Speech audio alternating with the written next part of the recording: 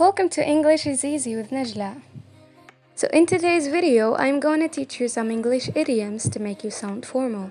So let's start. في فيديو اليوم سوف أعلمك بعضا من التعابير الإنجليزية التي سوف تجعلك تبدو رسميا. لنبدأ. Hit the sack. Hit the sack.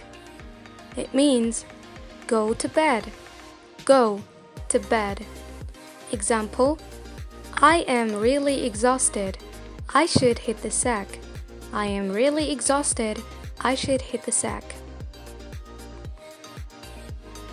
To feel blue. To feel blue. It means to feel sad. Example: Sam's disappointment at not getting the job made him feel blue throughout the weekend.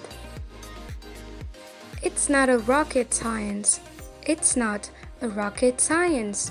It means it's not complicated. It is not complicated. Example: My coach always says basketball is not a rocket science.